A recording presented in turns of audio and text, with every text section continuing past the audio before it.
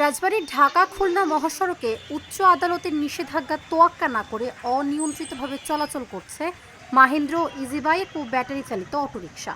মহাসড়কের দৌলতদিয়া 0 পয়েন্ট এলাকা থেকে ফরিদপুরমুখী বসন্তপুর বাজার পর্যন্ত সীমানা 17 কিলোমিটার, আর রাজবাড়ীর বড় পুল থেকে কুষ্টিয়ামুখী আঞ্চলিক মহাসড়কের সীমানা 31 কিলোমিটার।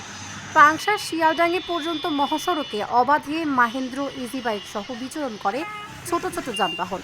প্রতিদিনই মহাসড়কে সৃষ্টি হচ্ছে তীব্র যানজট, পথচারীদের চলাচলে পোহাতে হচ্ছে চরম ভোগান্তি। যখন দ্রুত গতি নিয়ে যানবাহন চালানো হয়, ঠিক তখনই হুটহাট লেন পরিবর্তন করে এসব অবৈধ ছোট যানবাহন চলে আসে, ফলে গতি হারাচ্ছে বড় গাড়িগুলো। দুর্ঘটনার সিংহভাগের পেছনে রয়েছে অবৈধ ছোট যানবাহন। অদক্ষ ও লাইসেন্সবিহীন চালকদের কারণে প্রায়ই ঘটছে দুর্ঘটনা। তাই ঢাকা খুলনা মহাসড়কে অবৈধ এসব ছোট যানবাহন চলাচল স্থায়ীভাবে বন্ধ করতে প্রশাসনকে কার্যকর পদক্ষেপ নেওয়ার আহ্বান রাজবাড়ীবাসীর। মহাসড়কে যে গাড়িগুলি চলে, বিশেষ করে মাহেন্দ্র বেপরোয়া গতিতে চলে এবং যত দ্রুত আগে যেতে পারে সেটাই হলো তাদের লক্ষ্য।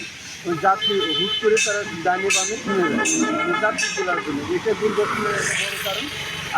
আরেকটা সবচেয়ে বড় যে কারণটা সেটা হলো এর চালকেদের কোনো প্রশিক্ষণ নেই, কোনো সার্টিফিকেট নেই, কোনো কিছুই নাই। এই বিআরটিএ এ নিয়ে কোনো এদের টেক কেয়ারও করে না বা ইয়েও করে না, খবরও নেয় না। কিন্তু এরা ইজিলি একটি গাড়ি রোডে নামে অনেক দ্রুত থেকে বিভিন্নভাবে অনিয়মভাবে চলে। পরিবহন নসিমন অটো বাইক যেগুলো পরিবহনগুলো অপ্রাপ্ত বয়সের বাচ্চারা গাড়িগুলো চালাবে রোহাভাবে এবং এদের লাইসেন্স নেই, এবং এই গাড়িগুলোর কোনো রোড পারমিট নাই, এবং এই গাড়িগুলোই এই মহাসড়কে মানে অনেক ঝুঁকিপূর্ণ নিয়ে চলে এবং মাঝে মধ্যেই দুর্ঘটনাগুলো ঘটে। মহাসড়কে কোনো প্রকার থ্রি-হুইলার গাড়ি চলবে না।